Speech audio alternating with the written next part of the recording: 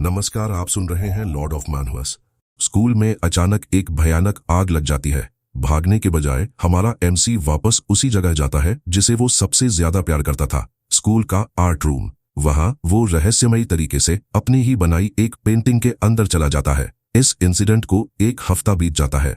जियो अभी भी उस पेंटिंग के अंदर फंसा हुआ है। वहां समय अलग तरह से चलता है, इसलिए उसे कोई आइडिया नहीं कि वो असल में कितने टाइम से अंदर है। हालांकि वो इस अजीब दुनिया के कुछ सिंपल रूल्स पता लगाने में कामयाब हो गया है। पहला रूल है कि वो जो कुछ भी ड्रॉ करता है वो असली बन जाता है। नमक का एक बैग, खाना पकाने के बर्तन, स्पैचुलास, फूल और यहाँ तक कि पेड़ भी तुरंत जिंदा हो जाते हैं। इस एबिलिटी की वजह से उसे अब ग्रोसरीज की चिंता करने की जरूरत नहीं है। लेकिन इस पावर की एक मेजर लिमिटेशन है, ये इंसानों पर काम नहीं करती। वो जिस भी इंसान को ड्रॉ करता है वो एक गर्म लाश के अलावा कुछ नहीं बनता और कभी भी जिंदा इंसान नहीं बन सकता। इस एबिलिटी को समझने के बाद जियो को दूसरा रूल पता चलता है। एक पेड़ पर लटका हुआ एक रहस्यमयी फ्रेम उसे बाहर की दुनिया से इंटरैक्ट करने देता है। वो उसके जरिए पेंटिंग से बाहर भी कदम रख सकता है। ऐसे ही एक विजिट के दौरान उसे पता चलता है कि स्कूल की आग को 30 साल से ज्यादा हो चुके हैं। दुनिया पूरी तरह से बदल चुकी है और अब मॉन्स्टर्स से भरी हुई है।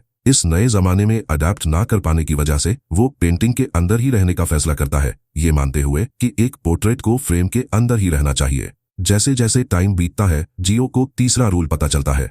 पेंटिंग के अंदर का जंगल अब अपना एक पूरा इकोसिस्टम बन चुका है। उसने तो सिर्फ एक 2 मंजिला कॉटेज और एक जंगल पेंट किया था, फिर भी अनगिनत पौधे और लैंडमार्क्स जो उसने कभी नहीं बनाए अब उस लैंडस्केप में मौजूद है। वहां रहने वाला हर क्रीचर भी उसके साथ फ्रेंडली है, क्योंकि वे सब उसके आर्टवर्क के अंदर पैदा हुए हैं। वे नेचुरली उसे अपने क्रिएटर के रूप में देखते हैं। आगे एक्सप्लोर करते हुए जियो को चौथा रूल पता चलता है। ये जंगल का कोई रूल नहीं बल्कि एक फिनोमिनन है जो ग्रेट कैटास्ट्रोफे के बाद जागे हुए लोगों से जुड़ा है।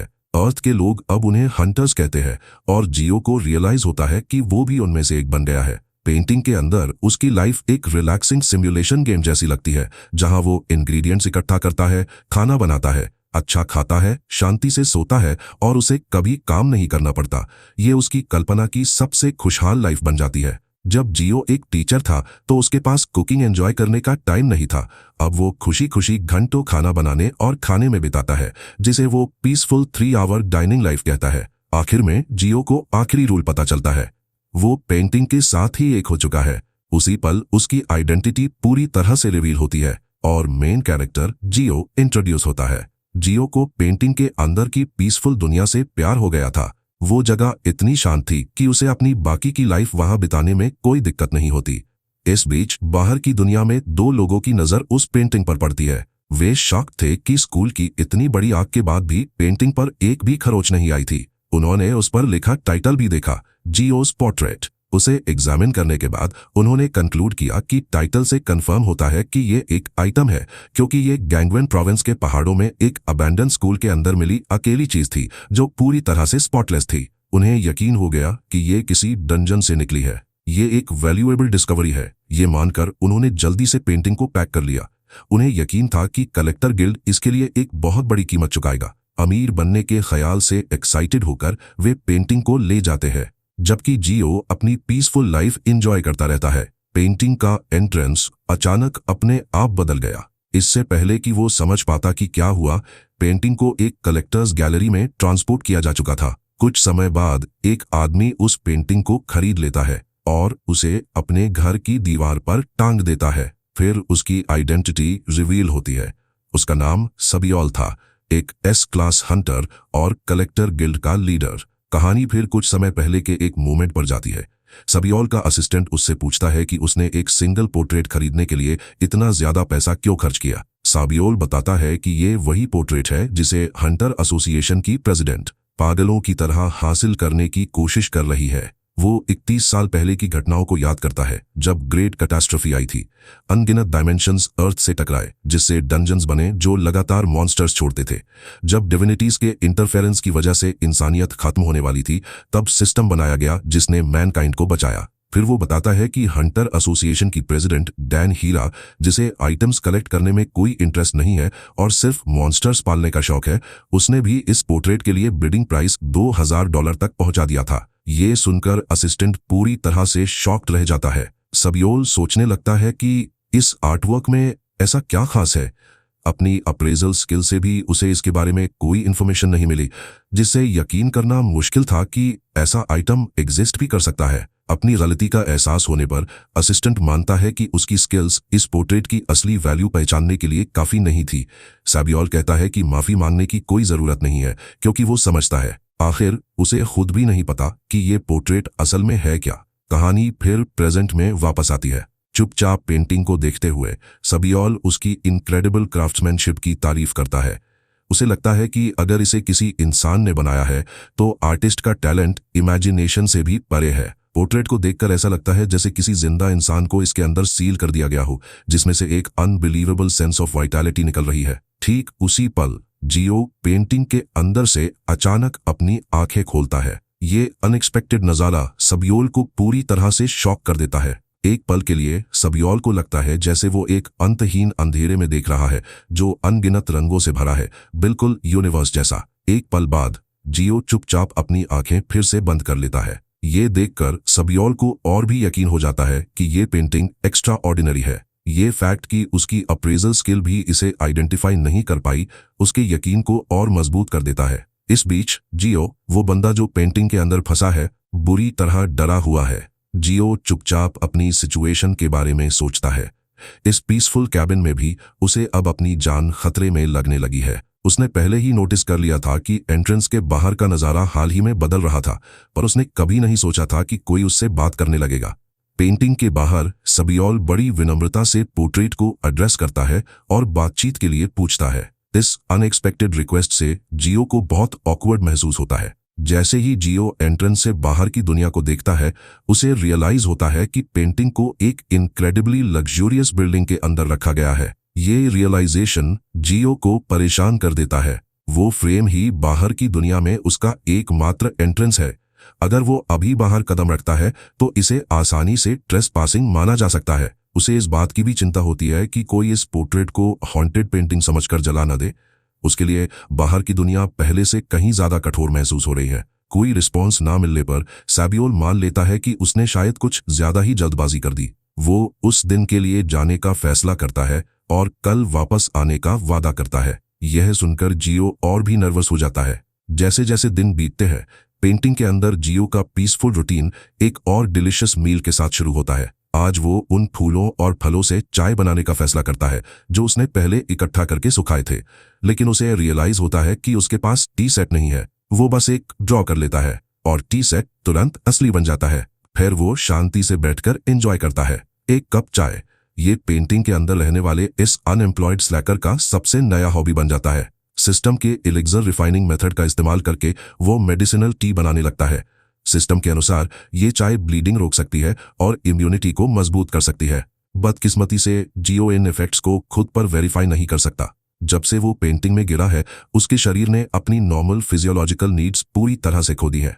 वो अभी भी चल सकता है, खा सकता है और सो सकता है, लेकिन उसे कभी गर्मी या ठंड नहीं लगती, कभी पसीना नहीं आता और अब उसे बाथरूम जाने की भी जरूरत नहीं पड़ती। सिर्फ एक पेंटिंग में गिरने से ही वो एक ऑर्डिनरी ह्यूमन से कहीं ज्यादा कुछ बन गया है। अच्छी बात यह है कि उसे अब कभी बाथरूम साफ नहीं करना पड़ेगा, लेकिन यह उसके दिमाग की सबसे बड़ी प्रॉब्लम नहीं है। उसी पल सबियोल की आवाज एक बार फिर पेंटिंग के जरिए उस तक पहुंचती है। जियो को एहसास होता है कि सबियोल के पहली बार कम्युनिकेट करने की कोशिश के बाद से 11 दिन बीत चुके हैं। एंट्रेंस से ही पता चलता है कि सबियोल एक रिलेटिवली सेफ इंसान है और जियो उसके फ्रेंडली एटीट्यूड को अप्रिशिएट करता है। फिर भी रिस्पॉन्ड करना उसे अभी भी ओवरवेलमिंग लगता है। बाहर सबियोल मानता है कि किसी को फ्रेम में सिर्फ आंखें खोलते बंद करते देखना उसे पागल कर रहा है, क्योंकि वो बात करने के लिए तड़प रहा है।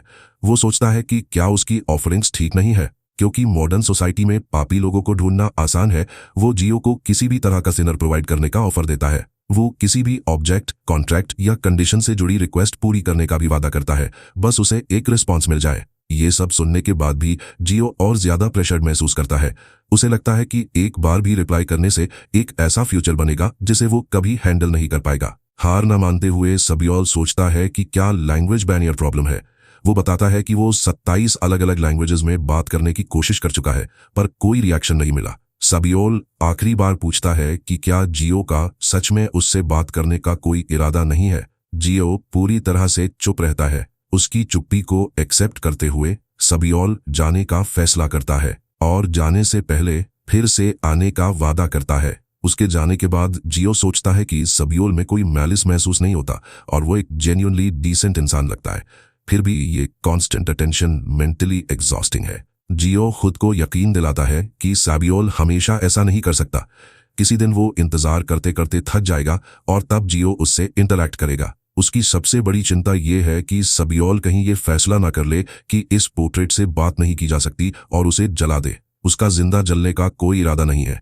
सबसे बढ़कर वो अपने इकलौते एंट्रेंस की ओनरशिप वापस चाहता है। सीन फिर बाहर की दुनिया में शिफ्ट होता है, जहां एक बंदी ध्यान से अलग अलग आइटम्स को इंस्पेक्ट कर रही है। जैसे ही उसकी नजर उस पोर्ट्रेट पर पड़ती है, वो हैरानी से एकदम फ्रीज हो जाती है। उसी पल उसे अपने पीछे किसी की प्रेजेंस महसूस होती है। वो पीछे मुड़ती है। साउथ कोरिया के टॉप 3 गिल्ड कलेक्टर्स में से एक की एक प्राइवेट गैलरी थी। ये गैलरी बिसाबियोल की थी और इसमें सिर्फ लगभग 300 लाइसेंस्ड हंटर क्यूरेटर्स और आर्टवर्क खरीदने वाले गेस्ट्स ही आ सकते थे। एक मिस्टीरियस बंदा गिल्ड में पहुंचता है और एलिवेटर में घुसता है। एक एम्प्लॉई उसे भूत की अफवाहों के बारे में बताता है। वो समझाता है कि बेसमेंट लेवल 5 की गैलरी में पिछले 2 हफ्तों में 17 कंप्लेंट्स आई हैं। गिल्ड लीडर बिसाबियोल हर उस चीज को कलेक्ट करता था जिसे वो आर्ट मानता था, भले ही वो एक मॉन्स्टर ही क्यों ना हो। गैलरी के अंदर ज्यादातर घोस्ट इंसिडेंट्स मॉन्स्टर्स की वजह से ही हुए थे। वो मिस्टीरियस बंदा यू शियांग उन था, एक ए क्लास हंटर जिसे गार्डनर ऑफ द स्नोफील्ड के नाम से जाना जाता था। उसे पता चलता है कि घोस्ट इंसिडेंट्स कोई नई बात नहीं है, लेकिन इस केस में unusually high number of complaints आई हैं। एम्प्लॉई ने बताया कि गिल्ड ने अफवाहों को बाहर फैलने से रोक दिया है क्योंकि इंसिडेंट्स छोटे पैमाने पर ही रहे। इन्फॉर्मेशन के फ्लो को कंट्रोल करना मुश्किल नहीं था, लेकिन इस बात की कोई गारंटी नहीं थी कि सिचुएशन हमेशा कंटेन रहेगी। ये सुनकर यू शियांग उनको तुरंत रियलाइज हो गया कि बहुत सारा ओवरटाइम उसका इंतजार कर रहा है। उसने असाइनमेंट एक्सेप्ट किया और पूछा कि क्या करना है। एम्प्लॉई ने उसकी रिलायबिलिटी की तारीफ की और कहा कि वो सच में चाहता है कि यू शियांग उन गिल्ड का एडमिनिस्ट्रेटिव मैनेजर बन जाए। यू शियांग उन ने उसका शुक्रिया अदा किया। एम्प्लॉई को याद आया कि यू शियांग उन कभी हंटर एसोसिएशन में रिसर्च टीम का लीडर था। यू शियांग उन ने कंफर्म किया कि ये सच है। एम्प्लॉई को याद आया कि उसके जाने के बाद एसोसिएशन में सब लोग उसे कैसे घूरते थे। यू शियांग उन ने समझाया कि वो बस स्टैंड आउट नहीं करना चाहता था। उसके डिसीजन को समझते हुए एम्प्लॉई ने उस पर और प्रेशर न डालने का फैसला किया। उसने जोर देकर कहा कि गैलरी के बारे में अफवाहें फैलने से गिल्ड की रेप्यूटेशन खराब होगी और गिल्ड लीडर को सब रिपोर्ट कर दिया गया है। घोस्ट इंसिडेंट के गवाहों के बयान भी तैयार कर लिए गए थे और अगले हफ्ते से हर स्टाफ मेंबर को एनहांस्ड सेफ्टी ट्रेनिंग दी जाएगी। यू शियांग उन ने इन्वेस्टिगेशन रिपोर्ट पढ़ना शुरू किया। पहली साइटिंग सुबह 4:32 AM पर हुई थी। पहला गवाह 24 साल का स्टाफ मेंबर मिस्टर किम था। उस घोस्ट को लगातार लगभग 188 सेंटीमीटर लंबा, अच्छी फिजिक वाला, पीली स्किन, काले बाल और एक काले चोगे में डिस्क्राइब किया गया। रिपोर्ट में लिखा था कि हर विटनेस ने बिल्कुल सेम डिस्क्रिप्शन दिया था। यू शियांग उन ने ऑब्जर्व किया कि रिपोर्ट्स में कमाल की कंसिस्टेंसी थी। उसने कंक्लूजन निकाला कि वो मॉन्स्टर ने खुद को गैलरी के डिस्प्ले पीसेस में से एक के रूप में छुपाया है, फिर भी उसे अपना एग्जिस्टेंस छुपाने में कोई इंटरेस्ट नहीं है। उसे ये बात खासकर अजीब लगी कि वो क्रीचर इतनी बार सामने आया पर एक भी कैजुअलिटी नहीं हुई। इतने सालों में डंजन से निकला हर मॉन्स्टर बिना किसी एक्सेप्शन के हमेशा इंसानों के प्रति हॉस्टाइल रहा है। अगर ऐसा कोई मॉन्स्टर सच में एग्जिस्ट करता तो ये दुनिया भर में फ्रंट पेज न्यूज बन जाती। पब्लिक को पता चलने से पहले ही हंटर एसोसिएशन उसे पकड़कर रिसर्च स्पेसिमन के तौर पर लॉक कर देती। यू शियांग उन ने आगे पढ़ा और उसे एक और अनयूजुअल डिटेल मिली। रिपोर्ट में लिखा था कि घोस्ट लोगों को गिफ्ट देता है। एम्प्लॉय ने बताया कि जब भी कोई पहली बार घोस्ट से मिलता तो वो शांति से उसके पास आता और एक नॉर्मल कॉन्वर्सेशन करने की कोशिश करता। खुद को इंट्रोड्यूस करने के बाद घोस्ट बड़े पोलाइट तरीके से स्टाफ मेंबर से नाम एक्सचेंज करने के लिए कहता। उसने अपना नाम सेओ जी हो बताया। यू सेओंग उन ने नोट किया कि इतने ज्यादा प्रेशर के बावजूद कि विटनेस उसकी आंखों में देख तक नहीं पाते, घोस्ट शांति से कॉन्वर्सेशन जारी रखता था। वो कभी भी पर्सनल क्वेश्चंस नहीं पूछता था और हर सक्सेसफुल कॉन्वर्सेशन के बाद घोस्ट उस स्टाफ मेंबर को एक गिफ्ट देता था। एम्प्लॉय ने युक्सांगुन को कैंडीज, केक्स, कुकीज और दूसरी मिठाइयों की तस्वीरें दिखाई। युक्सांगुन हैरान था। उसे यकीन नहीं हो रहा था कि कोई घोस्ट इतने अजीब डोमेस्टिक तरीके से बिहेव कर सकता है। उसने तुरंत पूछा कि क्या उन आइटम्स को एनालाइज किया गया है। एम्प्लॉय ने बताया कि गिल्ड लीडर बी साबोल के पास कुछ कैदी तैयार थे जिससे गिल्ड उन गिफ्ट्स को तुरंत टेस्ट कर पाई। युक्सांगुन को कैजुअली रियलाइज हुआ कि गिल्ड लीडर ने एक बार फिर जेल से कैदी उधार लिए हैं। वो सोचने लगा कि क्या गिफ्ट्स में जहर था। पर एम्प्लॉय ने बताया कि रिजल्ट बिल्कुल उल्टा था। वो गिफ्ट्स दवा का काम करते थे, कुछ अनीमिया की दवा का काम करते थे तो कुछ डाइजेस्टिव मेडिसिन, पेन किलर्स और फीवर रिड्यूसर्स का। हर गिफ्ट उस स्टाफ मेंबर की मेडिकल कंडीशन से परफेक्टली मैच करता था जिसे वो मिला था। यूज योंग उनको जितना पता चल रहा था वो मॉन्स्टर उतना ही ट्रबलसम लग रहा था। वो जिंदा प्राणियों की फिजिकल कंडीशन को एक्यूरेटली समझ सकता था। ऊपर से उसने गिल्ड के सिक्योरिटी सिस्टम्स को बाईपास किया था और खुद को गैलरी के अंदर एक एग्जिबिट के रूप में सक्सेसफुली छुपा लिया था। इसका मतलब था कि उसके पास एक्सेप्शनल कंसीलमेंट एबिलिटी। यू संग उन ने कंक्लूजन निकाला कि वो क्रीचर लगभग पक्का एक हाई रैंकिंग मॉन्स्टर है। एम्प्लॉय सहमत हुआ, लेकिन माना कि इंसानों के प्रति उसकी गुडविल ने सिचुएशन को बेहद कॉम्प्लिकेटेड बना दिया है। यू संग उन ने कहा कि वो तो चाहेगा कि मॉन्स्टर हंगामा कर दे, क्योंकि एक वायलेंट एनिमी से निपटना कहीं ज्यादा आसान होता। यू संग उन सोचने लगा कि कैसे डंजन सिविलाइजेशंस की दिखाई गुडविल अक्सर सबसे डरावनी चीज होती है। 11 साल पहले कई देशों ने एक डंजन के अंदर खोजी गई सिविलाइजेशन के साथ पीसफुल कांटेक्ट बनाने के लिए डिप्लोमेटिक डेलीगेशंस भेजे थे। हर एक डेलीगेट आखिर में एक हेल्दी लेकिन बुरी तरह से मैलफॉर्म्ड बीइंग बनकर लौटा था। उस सिविलाइजेशन के लिए नॉर्मल ह्यूमन बॉडी इनएफिशिएंट मानी जाती थी। ये मानते हुए कि वे मदद कर रहे हैं, उन्होंने डेलीगेट्स की बॉडीज को इम्प्रूव कर दिया था। एक मॉन्स्टर हमेशा एक मॉन्स्टर ही रहेगा। उस दिन के बाद से डंजन से निकलने वाले हर बीइंग को ऑफिशियली एक एनिमी क्लासिफाई कर दिया गया। यू शियांग उन समझ गया कि इस घोस्ट से निपटना एक बेहद मुश्किल रेड होगा। इसके बावजूद उसने मिशन एक्सेप्ट कर लिया। इस तरह के इंसिडेंट्स को हैंडल करना उसकी स्पेशलिटी थी। एम्प्लॉय ने ईमानदारी से उसका शुक्रिया अदा किया। यू शियांग उन ने नम्रता से जवाब दिया कि ऐसे इंसिडेंट्स पर रिस्पॉन्ड करना बस उसकी ड्यूटी है। जाने से ठीक पहले एम्प्लॉय को एक आखिरी डिटेल याद आई। एम्प्लॉय ने बताया कि घोस्ट इंसिडेंट्स ठीक तब शुरू हुए जब गिल्ड लीडर बीसा बेओल ने होस पोर्ट्रेट को बेसमेंट लेवल 5 पर डिस्प्ले में रखा। जैसे ही यू शियांग उन बेसमेंट की ओर बढ़ा, उसे बीसा बेओल के साथ हुई कई बातें याद आईं। गिल्ड लीडर ने बार बार उसे नए एग्जिबिट्स की जिम्मेदारी सौंपी थी। उन यादों से यू संग उनको एहसास हुआ कि ये सिचुएशन थोड़ी से एक्स्ट्रा वर्क से कहीं ज्यादा बड़ी है। उसने घबराकर अपनी जेब से एक लॉलीपॉप निकाला और उसे खाने लगा। उसने मान लिया कि अब ओवर टाइम बिल्कुल गारंटीड है। कुछ ही पलों में एलिवेटर बेसमेंट लेवल 5 पर पहुंच गया। क्यूरेटर यू संग उन ने ऑफिशियली जीहोस पोर्ट्रेट की तलाश शुरू कर दी। यंग उस जगह पहुंचा जहां घोस्ट के दिखने की बात कही गई थी। टाइम हो रहा था 4:29। ठीक उसके सामने वो घोस्ट प्रकट हुआ और उसका बायोडेटा उसे मिली इंफॉर्मेशन से मैच कर रहा था। उसने कंक्लूजन निकाला कि या तो ये बीइंग लोगों की नजरों को लेकर कॉन्शियस है या फिर ये कुछ खास कंडीशंस या रूल्स के तहत ही एक्ट कर सकता है। चूंकि वो ह्यूमनॉइड था, उसे दूसरी पॉसिबिलिटी ज्यादा लाइकली लगी। उसके दिखने का साइकिल इररेगुलर था, इसलिए उसे तुरंत ऑब्जर्व करने का मौका मिलना एक बहुत बड़ी किस्मत की बात थी। फिलहाल उसने सिर्फ ऑब्जर्व करने और अवेलेबल डेटा को वेरीफाई करने का फैसला किया। उसी पल एक सिस्टम विंडो ने उसे नोटिफाई किया कि environmental sound adjustment skill activate हो गई है। उसे याद आया कि सबने उस क्रीचर को इतना साइलेंट बताया था कि उसे गोस्ट कहा जाने लगा, लेकिन उसे रियलाइज हुआ कि वो आवाज करता है, भले ही वो बहुत हल्की हो। आवाज ऐसी थी जैसे घास की पत्तियां एक दूसरे से रगड़ खा रही हों। ये आवाज 188 सेंटीमीटर के बिल्ड वाले किसी के लिए पूरी तरह से आउट ऑफ प्लेस लग रही थी। जैसे जैसे वो देखता रहा, उसने नोटिस किया कि वो ह्यूमनॉइड चुपचाप आर्टवर्क्स की तारीफ कर रहा है। उस फ्लोर पर डिस्प्ले की गई आइटम्स बेहद खतरनाक थीं और जरा सी भी लापरवाही से छूने पर एक बड़ा इंसिडेंट हो सकता था। फिर भी उस क्रीचर ने किसी भी चीज को नहीं छुआ। वो बस डिस्प्लेस को ऑब्जर्व कर रहा था। उसका ये केयरफुल बिहेवियर उसे और भी ज्यादा इंटेलिजेंट दिखा रहा था। आखिरकार उनकी आंखें मिली। जिस पल उनकी नजरें मिलीं, सायंगुन को एक जबरदस्त खौफ का एहसास हुआ। उसे महसूस हुआ कि उन आंखों में कुछ छिपा है।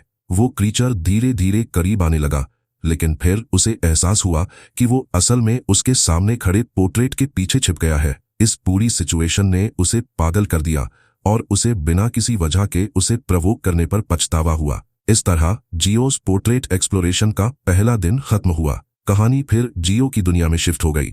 जियो सोचने लगा कि क्या हुआ था। वो सोच रहा था कि वो आदमी वहां क्यों छिपा था। उसे लगा कि वो बंदा जरूर उससे डर गया होगा। इससे पहले हर स्टाफ मेंबर उसे देखकर भाग जाता था, लेकिन इस बार अजीब तरह से ऐसा लगा जैसे भागने वाला वो खुद था। उसने एक हार्मलेस पोर्ट्रेट की तरह एक्ट करते रहने का फैसला किया। उसे लगा कि अगर ये मिसअंडरस्टैंडिंग्स बढ़ती रहीं तो मुश्किल हो जाएगी। फिर भी उसे एक स्ट्रॉन्ग फीलिंग थी कि वो आदमी किसी दिन वापस आएगा। कुछ ही देर बाद कई खरगोश जियो के पास आए, लेकिन जैसे ही उसने उन्हें सहलाने की कोशिश की वे उससे दूर हो गए। उन्हें जाते देख उसने चुपचाप विश किया कि काश उसके पास अपना कोई पेट होता। अगले दिन जियोस पोर्ट्रेट एक्सप्लोरेशन का दूसरा दिन शुरू हुआ। एक बार फिर जियो के पोर्ट्रेट के सामने खड़े होकर शियोंगुन पिछली मुलाकात के बारे में सोच रहा था। क्योंकि क्रीचर कल भागता हुआ लगा था, उसने सोचा था कि वो खुद को पूरी तरह से छिपा लेगा। पोर्ट्रेट को अब भी वहीं देखकर उसे राहत मिली। अब उसे लगा कि असली इन्वेस्टिगेशन आखिरकार शुरू हो सकती है। उसका गोल पोर्ट्रेट के रूल्स का पता लगाना था और ये तय करना था कि ये असल में क्या है और क्या इंसान इसके साथ कोएग्जिस्ट कर सकते हैं। बस वहां खड़े होकर और सीधे उसकी आंखों में देखने से ही उसे अपने पूरे शरीर की ताकत खत्म होती हुई महसूस हो रही थी। ग्रेट कैटास्ट्रोफी के बाद अनगिनत मॉन्स्टर्स अर्थ में आ गए थे। उनमें से कई की यूनिक कहानियां थीं जिन्हें इंसानों को रेड करके अनकवर करना था। इस बात की कोई गारंटी नहीं थी कि रेड का अटेम्प्ट पहली बार में ही सक्सीड होगा। इस वजह से इंसानों के पास कोएग्जिस्टेंस हासिल करने के लिए इन बीइंग्स को ध्यान से स्टडी करने के अलावा कोई चारा नहीं था। पोर्ट्रेट के अंदर से जियो ने कांटेक्ट शुरू किया और कम्युनिकेट करने की इच्छा जाहिर की। सेओंगुन ने बिना किसी हिचकिचाहट के ये मौका एक्सेप्ट कर लिया, क्योंकि वो समझता था कि ऐसे बीइंग से बात करना प्रेजेंट वर्ल्ड में ह्यूमैनिटी के सर्वाइव करने के तरीकों में से एक बन गया है। जैसे ही बातचीत शुरू हुई, जियो ने चुपचाप सेओंगुन की पर्सनैलिटी को इवैल्यूएट किया। वो इस कंक्लूजन पर पहुंचा कि सेओंगुन एक जेन्युइनली अच्छा इंसान है। ये रियलाइजेशन जियो को अंदर तक छू गया। जियो को ये सरप्राइजिंग लगा कि वो बंदा बिना किसी डर के एक पोर्ट्रेट से कामली बात कर रहा है। सेओंगुन ने पिछले दिन जो हुआ उसके लिए माफी मांगकर बात शुरू की। जियो को रियलाइज हुआ कि सेओंगुन को उसकी फीलिंग्स की भी परवाह थी। एक ऐसी दुनिया में जहां लोग घरों जितने बड़े मॉन्स्टर से लड़ते थे, एक बोलता चलता फिरता पोर्ट्रेट शायद बिल्कुल ऑर्डिनरी माना जाता था। जियो ने अपॉलॉजी एक्सेप्ट कर ली और उसे यकीन दिलाया कि माफी मांगने की कोई जरूरत नहीं है। शियोंगुन ने उसका शुक्रिया अदा किया। जियो ने फिर उसका नाम पूछा। जवाब देने से पहले शियोंगुन ने रिक्वेस्ट पर ध्यान से विचार किया। वो जानता था कि किसी के असली नाम में एक खतरनाक पावर होती है। नेम्स उन कॉन्ट्रैक्ट्स में एक वाइटल रोल निभाते हैं जो सोल्स को एक साथ बांधते हैं। उसे शक हुआ कि पोर्ट्रेट शायद उसका नाम किसी अजीब कॉन्ट्रैक्ट के लिए इस्तेमाल कर सकता है, लेकिन अब तक दिखाए गए रूल्स के आधार पर उसने कंक्लूजन निकाला कि अपना असली नाम बताने से वो उसने अपना परिचय यू सेओंगुन के रूप में दिया। इंट्रोडक्शंस पूरे होने के बाद जियो ने उसे जो चाहे पूछने के लिए कहा। सेओंगुन ने सबसे पहले पूछा कि उस रात जिस फिगर से उसकी आंखें मिली थी, क्या वो सच में जियो था? जियो ने कंफर्म किया कि हाँ, वो ही था। सियोंग-उन ने फिर पूछा कि क्या इसका मतलब है कि जियो पोर्ट्रेट छोड़कर आजादी से घूम सकता है? जियो ने स्वीकार किया कि वो कर सकता है। सियोंग को एहसास हुआ कि उसकी हैरानी साफ दिख गई थी। उसने कभी उम्मीद नहीं की थी कि कोई नॉन ह्यूमन बीइंग इतनी इंपॉर्टेंट इंफॉर्मेशन बिना हिचकिचाहट के रिवील कर देगा। उसने माना कि उसे इतने ईमानदार जवाब की उम्मीद नहीं थी। जियो ने एक्सप्लेन किया कि इसे छिपाने की कोई वजह ही नहीं थी। सियोंगुन सोचने लगा कि अगर उसके इरादे मलिशियस होते तो क्या होता। जियो ने शांति से बताया कि वो पहले से ही जानता था कि सियोंगुन एक अच्छा इंसान है। जवाब ने सियोंगुन को शॉक कर दिया। वो ये भी सोचने लगा कि अगर पोर्ट्रेट के सामने खड़ा कोई इंसान इविल जज किया जाए तो क्या होगा। उसे शक था कि ऐसे इंसान को इग्नोर किए जाने से भी कुछ बदतर झेलना पड़ सकता है। सियोंगुन ने फिर गैलरी में घूमने वाले और कीमती गिफ्ट्स छोड़ने वाले मिस्टीरियस गोस्ट का जिक्र किया। उसने पूछा कि क्या वो गोस्ट असल में जियो था। जियो एक पल के लिए चुप रहा। इस डिलेड रिस्पॉन्स ने शियोंगुन को अनईजी कर दिया। एक पॉज के बाद जियो ने गोस्ट शब्द पर फोकस किया। शियोंगुन को चिंता हुई कि शायद उसने उसे ऐसा कहकर ऑफेंड कर दिया हो, इसलिए उसने तुरंत माफी मांगी। जियो को आखिरकार समझ आया कि सब लोग हमेशा उससे क्यों भाग जाते थे। उसने एक्सप्लेन किया कि एक बोलती हुई पेंटिंग को यकीनन कोई गोस्ट वाली चीज समझा जा सकता है, लेकिन वो असल में कभी मरा नहीं था। इस जवाब से शियोंगुन ने कंक्लूजन निकाला कि जियो शुरू से ही एक पोर्ट्रेट के रूप में एग्जिस्ट करता था। और ज्यादा समझने के लिए सियोंगुन ने पूछा कि जियो गैलरी में क्यों घूम रहा था। जियो ने बताया कि वो बस जानना चाहता था कि वो कहाँ है। मन ही मन वो सोचता है कि गैलरी में लाए जाने से पहले वो अचानक एक पोर्ट्रेट बन गया था। उसने माना कि रेयर आर्टवर्क्स ने उसका इंटरेस्ट खींच लिया था। वो ये भी जानना चाहता था कि वहाँ कैसे लोग काम करते हैं, वे कैसे रहते हैं, उनके नाम क्या है और यहाँ तक कि उन्हें किस तरह का खाना पसंद है। जिंदा रहने के लिए एक सोशल लाइफ जरूरी थी। वो मिसअंडरस्टैंडिंग्स की वजह से जलाए जाने से भी बचना चाहता था। सियोंगुन को ये अजीब लगा कि जियो अपनी क्यूरियोसिटी को इतने शांत और इमोशनल टोन में डिस्क्राइब कर रहा था। जियो ने ऐड किया कि ये बात तब और भी सच होती है जब वो सियोंगुन जैसे पोलाइट इंसान से बात कर रहा हो। सायनगुन ने नोटिस किया कि जियो को पोलाइट लोग ज्यादा पसंद है। जिहो ने माना कि गैलरी के ब्राइट रेड लीडर के मुकाबले स्टाफ मेंबर्स बात करने के लिए ज्यादा बेहतर थे।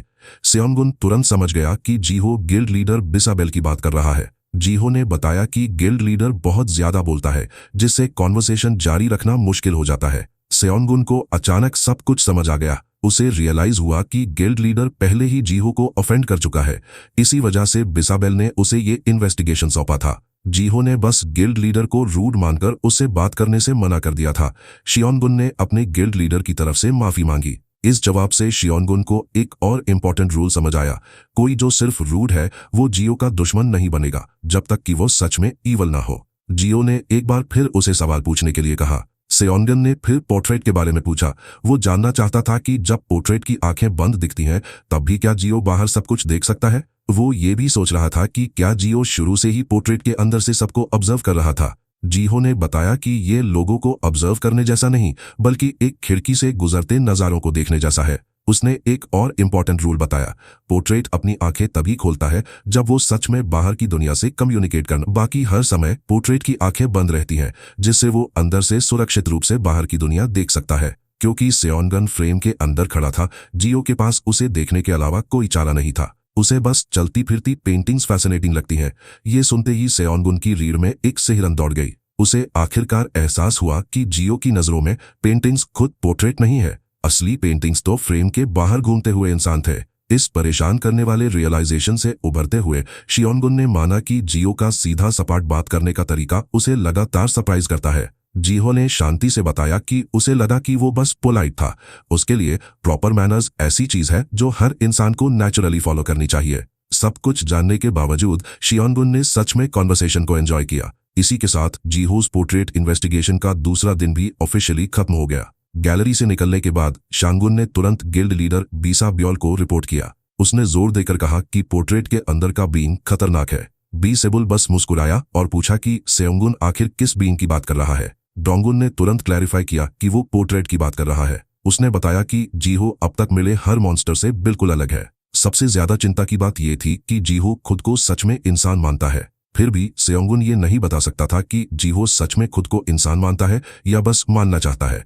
अगर कुछ भी गलत हुआ तो कॉन्सिक्वेंसेस अनइमेजिनेबल हो सकते हैं। वो दूसरों को अपने स्टैंडर्ड्स के हिसाब से जज करता है।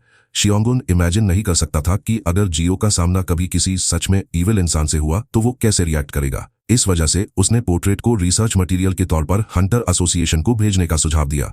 विसाब्योल ने शांति से कहा कि उसे उम्मीद थी कि शियोंगुन इसी कंक्लूजन पर पहुंचेगा, लेकिन प्रपोजल को अप्रूव करने की बजाय उसने सेओनगुन को जियो से बात करना जारी रखने का निर्देश दिया। वो चाहता था कि सेओनगुन उसके करीब जाए और आखिर में उन्हें इंट्रोड्यूस करवाए, क्योंकि वो फिर से इग्नोर होने की मुसीबत नहीं झेलना चाहता था। सेओनगुन ने टास्क एक्सेप्ट कर लिया क्योंकि ये उसका काम था। वो इसे बिना किसी शिकायत के पूरा करने वाला था। सेओनगुन ने जवाब दिया कि शायद ऐसा इसलिए है क्योंकि गिल्ड लीडर सिर्फ ऐसे ही लोगों को रिक्रूट करता है। इस कॉन्वर्सेशन पर सोचते हुए सेओनगुन को रियलाइज हुआ कि बिसाबुल का कलेक्टिंग का ऑब्सेशन रेयर ऑब्जेक्ट से कहीं ज्यादा था। कलेक्टर गिल्ड का हर एम्प्लॉय खुद गिल्ड लीडर द्वारा चुना, ट्रेन किया और ट्रांसफर किया गया था। सबायोल कभी भी किसी को लापरवाही से रिक्रूट नहीं करता था। अगर सिर्फ जियो की प्रेजेंस में खड़ा होना ही इतने स्ट्रॉन्ग विल वाले हंटर्स पर भारी पड़ सकता है, तो शियोंगुन सिर्फ एक ही कंक्लूजन पर पहुंच सका कि जियो की सोल का ग्रेड एक्स्ट्राऑर्डिनरी है। जैसे ही शियोंगुन निकला, वो सोचने लगा कि क्या गिल्ड लीडर सच में दुनिया को तबाह करने की प्लानिंग कर रहा है। जल्द ही जियोस पोर्ट्रेट एक्सप्लोरेशन का तीसरा दिन शुरू हुआ। शियोंगुन ने यह पूछकर शुरुआत की कि क्या जियो को कभी अकेलापन महसूस होता है। जियो ने जवाब दिया कि नहीं। शांगुन ने इतना पर्सनल सवाल पूछने के लिए माफी मांगी। उसने माना कि ये सिर्फ एक अंदाजा था। जियो ने बताया कि उसे असल में बिना लोगों वाली जगहें ज्यादा पसंद है। वहां रहना उसे परफेक्टली सूट करता है। जियो ने इस बात से पूरी तरह इनकार किया। उसने बताया कि वो अपनी लाइफ का बहुत ज्यादा हिस्सा पहले ही बोलने में बिता चुका है। वो एक ऐसी लाइफ चाहता था जहां उसे बहुत ज्यादा बोलना ना पड़े, बहुत ज्यादा बोझ ना उठाना पड़े या हर चीज की लगातार चिंता न करनी पड़े। उसके लिए पोर्ट्रेट के अंदर रहना उस सपने से परफेक्टली मैच करता था। शांगुन ने फिर पूछा कि क्या जियो कभी इंसान था। जियो ने तुरंत उसे करेक्ट करते हुए जोर दिया कि वो अब भी इंसान है। सवाल को और सावधानी से रीफ्रेज करते हुए सियोंगुन ने पूछा कि क्या जियो पेंटिंग में फंसने से पहले एक ऑर्डिनरी ह्यूमन की तरह रहता था। जियो ने कंफर्म किया कि हाँ, वो रहता था। इस जवाब ने सियोंगुन को और भी गहराई से सोचने पर मजबूर कर दिया। ह्यूमनॉइड मॉन्स्टर्स आमतौर पर दो कैटेगरीज में आते हैं। कुछ मॉन्स्टर्स के रूप में पैदा होते हैं और धीरे धीरे ह्यूमन फॉर्म में इवॉल्व होते हैं। दूसरे इंसानों के रूप में शुरू होते हैं, लेकिन आखिर में रूट का हिस्सा बनकर मॉन्स्टर्स में ट्रांसफॉर्म हो जाते हैं। वो सोचने लगा कि क्या जियो दूसरी कैटेगरी का है। शायद इसीलिए वो लगातार जोर दे रहा है कि वो एक इंसान है। लेकिन अगर ये सच था तो सिचुएशन और भी अजीब हो जाती है। जिन मॉन्स्टर्स को अपनी ह्यूमन लाइफ की यादें रहती हैं, वे आमतौर पर पावरफुल नेगेटिव इमोशन से भरे होते हैं। पर जियो अनबिलीवेबली शांत महसूस होता था। ये खुशी से जीने वाले किसी की शांति नहीं थी, बल्कि ये किसी फ्यूनरल में खड़े होकर चुपचाप मौत का मातम मना रहे किसी की खामोशी जैसी थी। शांगुन ने फिर पूछा कि क्या जियो कभी बोर होता है। जियो ने कैजुअली जवाब दिया कि वो बस खा लेता है। इस जवाब ने शांगुन को पूरी तरह से शॉक कर दिया। उसे यकीन नहीं हो रहा था कि एक पेंटिंग खा सकती है। एक पल के लिए शांगुन को यह भी डर लगा कि इंग्रेडिएंट्स में कहीं इंसान शामिल न हो। सर्टेनिटी के लिए उसने पूछा कि जियो असल में क्या खाता है। जियो ने बताया कि वो बस अपनी पसंद का खाना पकाता है, सब कुछ खुद तैयार करता है और फिर उसे खाने का आनंद लेता है, क्योंकि वो एक ऑर्डिनरी ह्यूमन है। मन ही मन जियो को यह सवाल काफी अजीब लगा। इस बीच शांगुन को लगा कि इस एक्सप्लेनेशन से जियो और भी कम इंसान लग रहा है। जियो को जल्द ही समझ आ गया कि शांगुन असल में किस बारे में क्यूरियस है। वो समझ गया कि शांगुन पोर्ट्रेट को गवर्न करने वाले रूल्स और उसके अंदर क्या क्या पॉसिबल है ये जानना चाहता है। इंटरेस्टिंगली जियो ने माना कि वो भी ठीक यही चीज सोच रहा था। वो भी पोर्ट्रेट की लिमिट्स और कैपेबिलिटीज का पता लगाने की कोशिश कर रहा था। इसी बात को ध्यान में रखते हुए उसने यू शांगुन से एक चीज टेस्ट करने में मदद मांगने का फैसला किया। जियो ने बताया कि कुछ ऐसे प्लेजर्स हैं जो वो सिर्फ इसलिए एक्सपीरियंस कर सकता है क्योंकि वो पोर्ट्रेट के अंदर रहता है।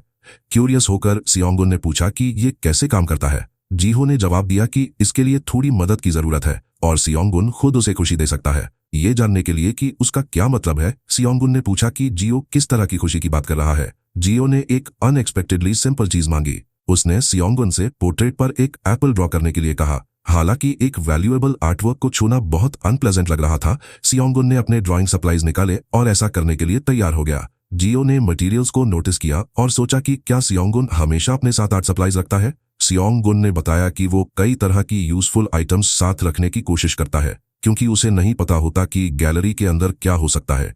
हर पॉसिबल सिचुएशन के लिए तैयार रहना ही सबसे सेफ अप्रोच है। बोलते बोलते उसे एहसास हुआ कि करंट सिचुएशन इस आदत की वैल्यू को परफेक्टली प्रूव करती है। अपने ड्राइंग टूल्स के बिना वो कभी भी जियो की रिक्वेस्ट पूरी नहीं कर पाता। शांगुन ने ध्यान से पोर्ट्रेट पर एक एप्पल पेंट किया। उसकी पूरी हैरानी के बीच जियो ने तुरंत उस ड्रॉ किए गए एप्पल को खाना शुरू कर दिया, ठीक उसकी आंखों के सामने। यू शांगुन उस एप्पल को खाते हुए देखकर दंग रह गया, जिसे अभी अभी ड्रॉ किया गया था।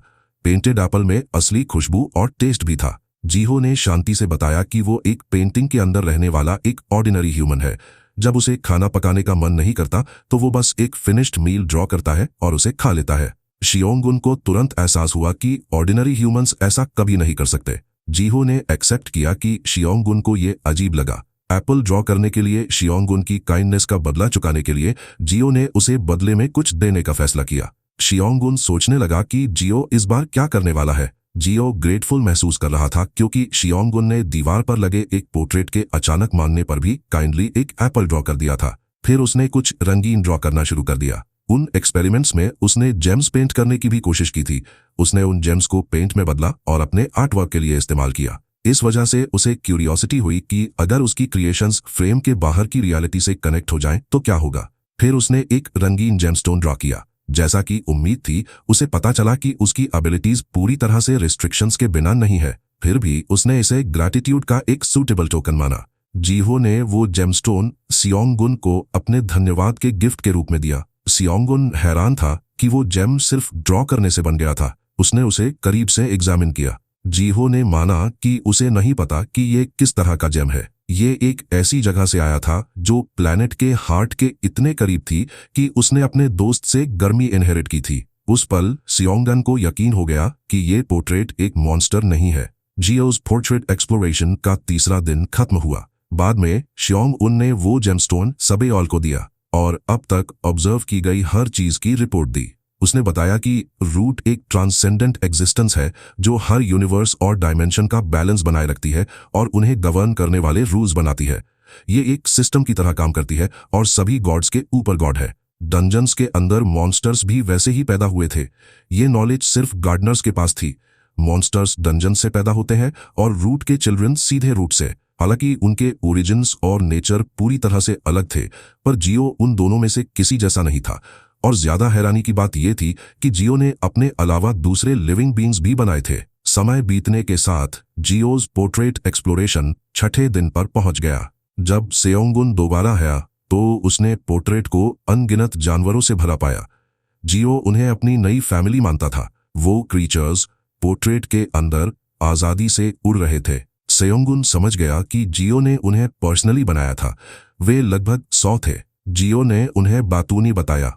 उसने सोचा कि अगर उनके पास वोकल कॉर्ड्स होते तो वे बहुत ज्यादा शोर मचाते। पक्षियों ने एक साथ मिलकर एक तालाब बना लिया। उन्हें खुद को सजाने के लिए अपने शरीर के अंदर अलग अलग चीजें रखना भी पसंद था। श्यांगुन सोचने लगा कि क्या इन पक्षियों में सोल थी। उसे एहसास हुआ कि ये तो वो चीज थी जो मॉन्स्टर्स भी नहीं कर सकते थे। जियो ने माना कि उसे इसका जवाब नहीं पता। श्यांगुन ने सोचा कि रूट्स के चिल्ड्रन में कोई ईगो नहीं होता और वे बात भी नहीं कर सकते। उसने जियो से कोई डिविनिटी भी महसूस नहीं की, जिससे लगता था कि जियो कोई गॉड नहीं है। श्यांगुन ने कंक्लूजन निकाला कि जियो यकीनन एक पेंटिंग है, पर साथ ही एक इंसान भी है। अपने ड्राइंग्स के जरिए जियो किस्मत, इतिहास और यादें बना सकता था। फिर भी ये पता नहीं था कि क्या वो असली इंसान बना सकता है। लेकिन उसकी ऐसी कोई चीज करने की इच्छा नहीं थी। इंसान बनाना उसे बहुत अनसेटलिंग लगता था। उसने जोर देकर कहा कि वो खुद इतना स्पेशल नहीं है। उसने श्यांगुन से कहा कि वो उसे कोई एक्स्ट्रा ऑर्डिनरी इंसान ना समझे। श्यांगुन ने सावधान रहने का वादा किया। बाद में श्यांगुन सबियोल के पास लौटा और अपनी फाइंडिंग्स डिस्कस की। उसने माना कि अब तक वो सिर्फ पोर्ट्रेट के आसपास की कहानी ही समझ पाया है। जियो के पोर्ट्रेट को एनालाइज करने के लिए उसने इसे ह्यूमैनिटी के लिए सबसे बेस्ट चॉइस माना। सबियोल बस मुस्कुराया। उसे पोर्ट्रेट को हथियार बनाने में कोई इंटरेस्ट नहीं था। जो उसे चाहिए था वो था आर्टवर्क। इसी वजह से उसने अपना गिल्ड और अपनी कंपनी बनाई थी। उसने माना कि एक आर्टिस्ट के तौर पर उसमें अब भी प्राइड है, लेकिन एक हंटर के तौर पर उसमें बिल्कुल भी प्राइड नहीं था। उसने समझाया कि कोई भी कलेक्टर किसी आर्टिजन के मास्टरपीस से बुरी आत्माओं को भगाने या अच्छे सपने आने की उम्मीद नहीं करता। वो बस पेंटिंग के अंदर की कहानी को समझना चाहता था। सबसे बढ़कर वो उस कहानी को पूरी तरह से अपने हाथों से प्रिजर्व करना चाहता था।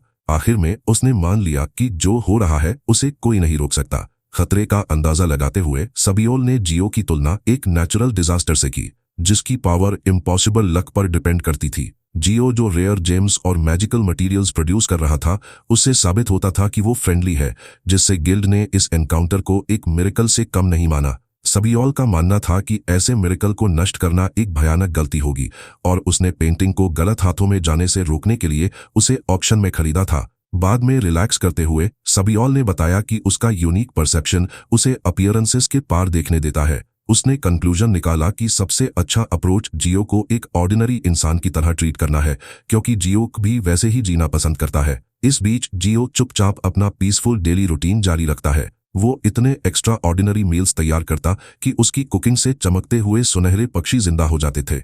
सबियोल ने समझाया कि जियो एक असेंडेड एग्जिस्टेंस है, जिसमें कोई हॉस्टिलिटी नहीं है। उसकी काइंडनेस, पेशेंस, मैनर्स और ओवरवेलमिंग पावर होने के बावजूद किसी को नुकसान न पहुंचाने की आदत की तारीफ की। हालांकि दूसरों को ये कंक्लूजन समझना मुश्किल लग रहा था। सबियोल जोर देकर कहता है कि एक ही नज़र में उसे सब कुछ पता चल गया था और गिल्ड को लीड करने के लिए ऐसी इंसाइट जरूरी है। मीटिंग खत्म होते ही उसने सेओंग उनको एक टास्क दिया, जियो का साथी बनो, बिना उसकी असली नेचर की ज्यादा गहराई में जाए। उसने सेओंग उनको कभी कभी पेंटिंग को बाहर घुमाने का भी निर्देश दिया। इस ऑर्डर से चौंकने के बावजूद सेओंग ने मिशन एक्सेप्ट कर लिया और सबियोल के जजमेंट पर भरोसा किया।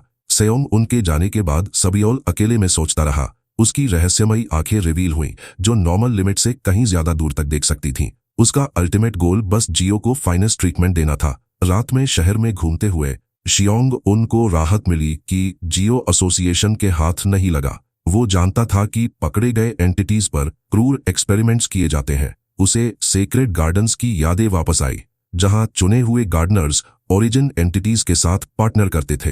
डंजन के खतरों को कम करने के लिए उन एक्सपीरियंसेस ने मैजिकल गार्डन्स के साथ गहरे इमोशनल बॉन्ड्स बना दिए थे। एक स्ट्रीट फूड स्टॉल के पास से गुजरते हुए सियोंग उनको जियो का खाने के प्रति प्यार याद आया और उसने ट्रेडिशनल स्नैक्स खरीद लिए, ये फैसला करते हुए कि वो जियो को एक ऑर्डिनरी इंसान की तरह ट्रीट करेगा। मिठाइयों के साथ गैलरी में वापस लौटकर सेयोंगुन ने कैजुअली जियो की एज पूछी। जियो ने बताया कि वो 29 साल का है, जिससे सेयोंगुन हैरान हो गया, जो 33 साल का था। सेयोंगुन ने माना कि उसे उम्मीद थी कि जियो की पोजीशन में कोई बहुत ज्यादा उम्र का होगा। फिर उसे एहसास हुआ कि कमेंट ऑकवर्ड लग रहा था और उसने जल्दी से माफी मान ली। जियो थोड़ा ऑफेंडेड लगा कि उसे उसकी उम्र से बड़ा समझा गया, लेकिन कॉन्वर्सेशन जल्दी ही पटरी पर आ गई। जियो ने फिर सेयोंगुन की एज पूछी और उसके यूथफुल अपीयरेंस की तारीफ की। उनकी बातचीत और भी नेचुरल होती गई।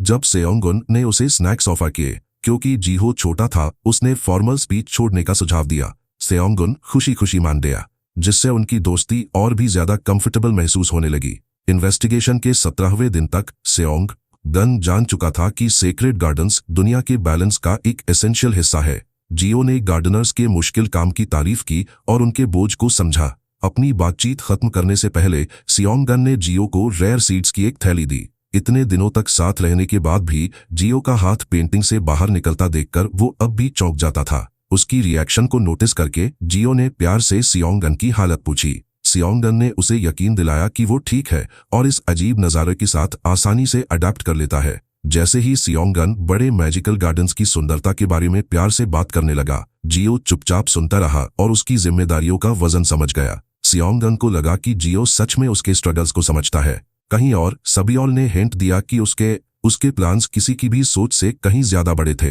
वापस गैलरी में सेयोंगुन ने पोलाइटली जियो को पेंटिंग से बाहर एक छोटी साइट सीइंग ट्रिप के लिए इनवाइट किया। जियो इस अनएक्सपेक्टेड इनविटेशन से सरप्राइज था, पर उसने शांति से कंफर्म किया कि ये सिर्फ एक कैजुअल आउटिंग है। सबियोल बताता है कि एक ओरिजिन लिंक्ड एंटिटी को रियलिटी में इनवाइट करना बेहद खतरनाक है, क्योंकि कोई नहीं जानता कि इस मिस्टीरियस आर्टिस्ट की पावर्स की असली लिमिट्स क्या है। क्योंकि उसे एलिमिनेट करना इम्पॉसिबल है, वे उसे शुरू में ही ऑब्जर्व करने का फैसला करते हैं। वापस चैट में सेयोंगुन जियो को मॉडर्न सोसाइटी में पर्सनली गाइड करने का ऑफर देता है, ये मानते हुए कि अब असली दुनिया में वापस कदम रखने का टाइम आ गया है।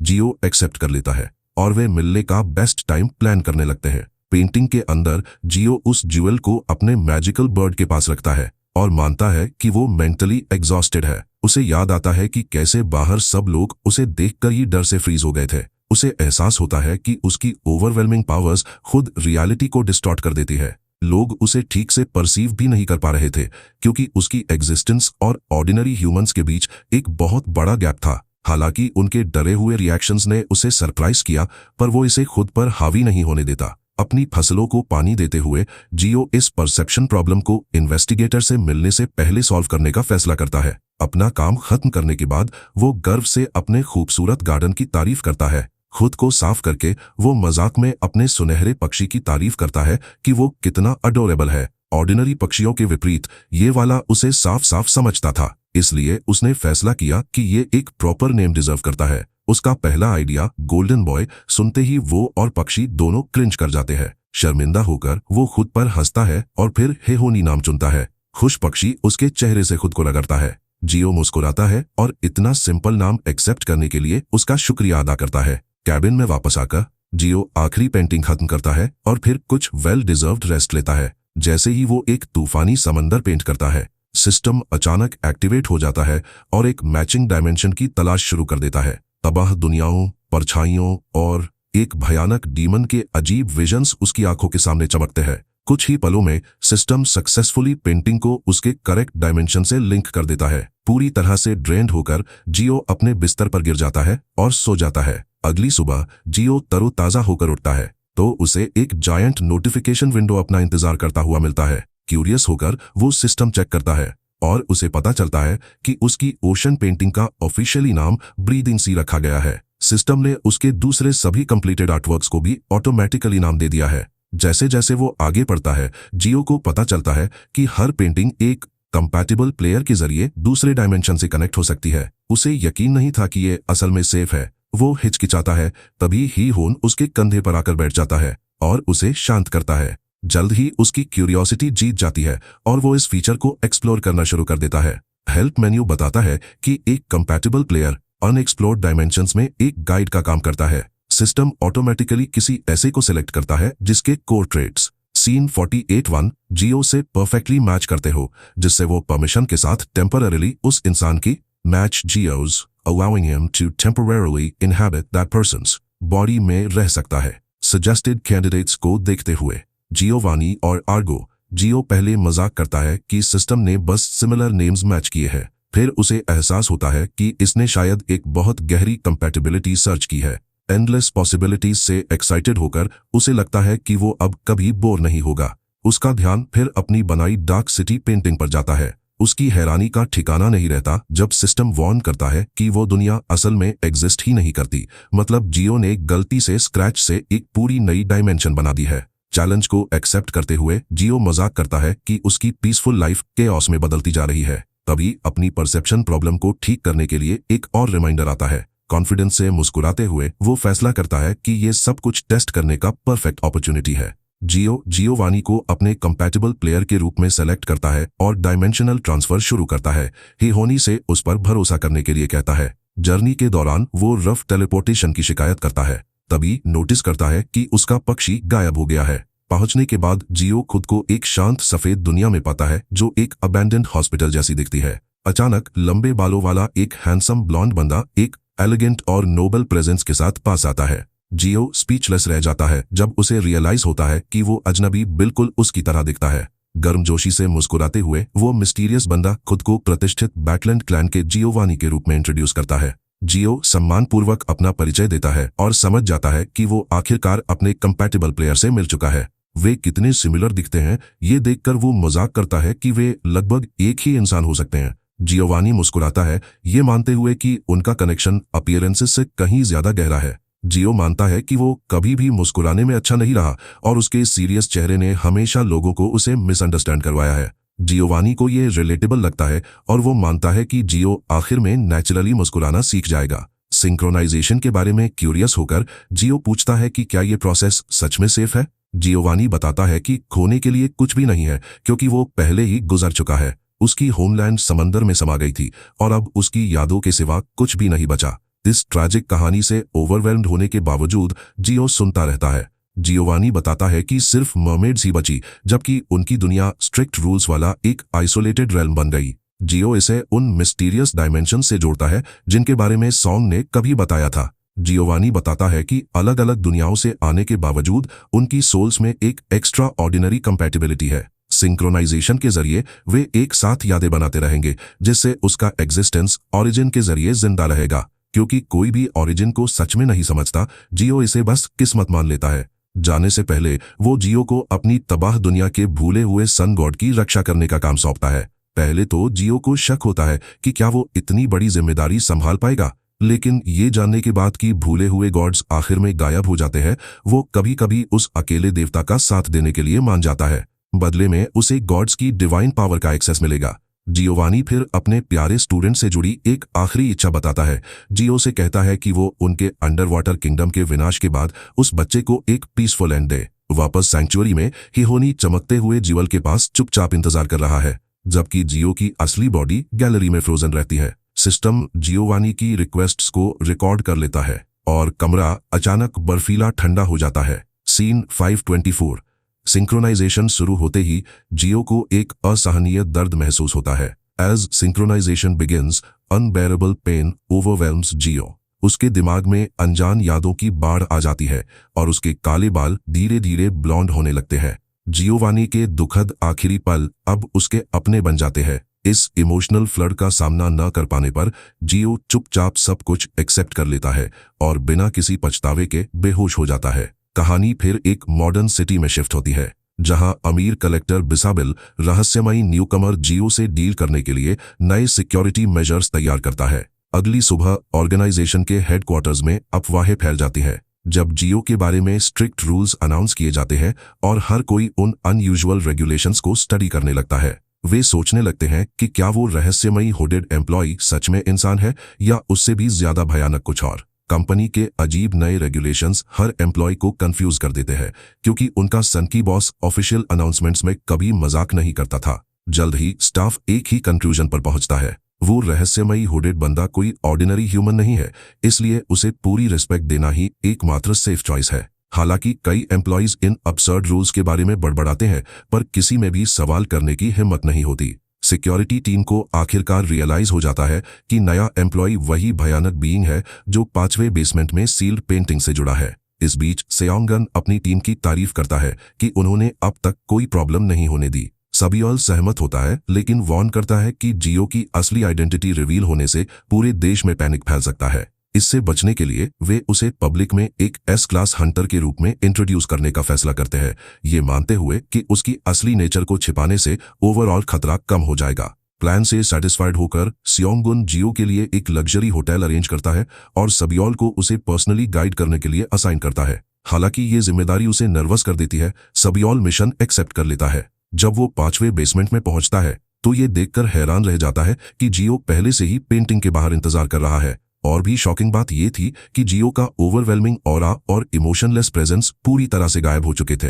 जियो बताता है कि उसने जानबूझकर अपनी पावर्स को सप्रेस कर लिया है ताकि ऑर्डिनरी लोग अब उससे ना डरें। ये ड्रामेटिक चेंज सियोंगुन को पूरी तरह से हैरान कर देता है। पिछले 2 दिनों से जियो पेंटिंग के अंदर रहकर धीरे धीरे जियोवानी की पावर्स को अडेप्ट कर रहा था। जैसे ही सिंक्रोनाइजेशन 4% तक पहुंचता है, जियोवानी की यादें, इमोशंस और जेंटल पर्सनालिटी धीरे धीरे जियो का हिस्सा बन जाती है। उसी समय जियो कई ऑर्डिनरी ह्यूमन ट्रेट्स वापस पा लेता है। भूख, नींद और खाने को एंजॉय करने की एबिलिटी सब वापस आ जाती है, जबकि उसका भयानक ऑरा इतना शांत हो जाता है कि नॉर्मल लोग बिना डरे उसके पास आ सकते हैं। वापस गैलरी में जियो कहता है कि उसे भूख लगी है, जिसके बाद सियोंगुन लंबे समय से इंतजार कर रहा टूर शुरू करता है। हालांकि अभी भी सतर्क, सियोंगुन इस बात से हैरान था कि जियो अब कितना नेचुरली ह्यूमन जैसा बिहेव कर रहा है। बिल्डिंग में घूमते हुए सियोंगुन को रियलाइज होता है कि जियो लगातार अपनी पावर को सप्रेस कर रहा है, उस दर्द के बावजूद जो उसे हो रहा है, सिर्फ अपने आसपास के सभी को प्रोटेक्ट करने के लिए। टूर आखिरकार बाहर की दुनिया में पहुंचता है। सालों बाद मॉडर्न सिटी में पहली बार कदम रखते हुए जियो चुपचाप हलचल भरी सड़कों, ऊंचे स्काईस्क्रेपर्स और थ्राइविंग सिविलाइजेशन को देखता है। जियो का एक्साइटमेंट देखकर सियोंगुन रिलैक्स हो गया। उसे ये देखकर मजा आया कि लोग सड़कों पर कैजुअली बड़े बड़े हथियार लिए घूम रहे थे। पंखों वाले हंटर्स, भारी आर्मर और डरावने अपीयरेंसेस दिखाते थे कि कैटेक्लिज्म के बाद ह्यूमैनिटी ने कैसे अडैप्ट किया है। लोगों की क्यूरियस नजरों को नोटिस करके शोंगुन को एहसास हुआ कि जियो अपनी पावर सप्रेस करते हुए भी एक हाई क्लास मॉन्स्टर की प्रेजेंस रेडिएट कर रहा था। इसलिए उसने उसे अपना हुड पहने रहने की सलाह दी ताकि राइवल गिल्ड्स का अटेंशन ना मिले। जियो मान गया और एलिवेटेड रेलवे की ओर इशारा किया। शोंगुन ने कहा कि वे एक फेमस रेस्टोरेंट जाने के लिए मॉडर्न ट्रेन लेंगे। जियो हैरान था कि सिर्फ 31 सालों में सिविलाइजेशन इतनी एडवांस हो गई थी। भीड़ भरे स्टेशन पर शोंगुन ने वीआईपी एक्सेस के लिए एक कॉर्पोरेट पास इस्तेमाल किया और जियो को एक अनलिमिटेड कंपनी कार्ड दिया ताकि वो जो चाहे खरीद सके। जियो ने उसे सावधानी से एक्सेप्ट किया। इस ट्रस्ट से सरप्राइज्ड होकर शहर को देखती हुई एक ग्लास एलिवेटर में जियो ने नोटिस किया कि पब्लिक ट्रांसपोर्टेशन कितना खाली था। शोंगुन ने बताया कि टिकट्स बहुत महंगी थी। ट्रेन में जियो ने ऑब्जर्व किया कि कैपिटलिज्म अपोकलिप्स से बच गया था, जबकि शोंगुन ने कहा कि अमीर और गरीब के बीच का फासला और भी बढ़ गया है। लगभग खाली डिब्बे को देखकर शॉक्ड जियो को पता चला कि ज्यादातर हंटर्स सुबह 7 बजे के आसपास काम शुरू करते हैं। उसने कंक्लूजन निकाला कि ह्यूमन राइट्स तो जैसे गायब ही हो गए हैं और एक पेंटिंग बन जाना एक अनएक्सपेक्टेड ब्लेसिंग था। जैसे ही बर्फ गिरने लगी, जियो को सियोंगुन की दी हुई मिठाइयां याद आई और उसने उस काइंडनेस का बदला चुकाने का वादा किया। सियोंगुन ने मना कर दिया और स्वादिष्ट स्ट्रीट फूड का जिक्र किया। फिर उसे एहसास हुआ कि शायद जियो को इसके बारे में पता नहीं होगा। जियो को एक ऑर्डिनरी इंसान की तरह ट्रीट किए जाने पर मन ही मन अच्छा लगा। सियोंगुन ने एक फूड स्टॉल ढूंढने का वादा किया, लेकिन बताया कि सख्त रेगुलेशंस ने कई वेंडर्स को बिजनेस से बाहर कर दिया है। बातचीत सोसाइटी के क्लास सिस्टम की ओर मुड़ गई। अपनी ऑफिशियल आईडी दिखाते हुए सियोंगुन ने गवर्नमेंट की 5 टियर रैंकिंग समझाई। हाईएस्ट क्लास को सबसे ज्यादा प्रिविलेजेस मिलते थे, रूरल सिटीजन्स 3rd क्लास थे, अनरजिस्टर्ड बॉर्डर रेजिस्टेंस 4थे और क्रिमिनल्स 5वें, जो लगभग सारी लीगल प्रोटेक्शन खो चुके थे।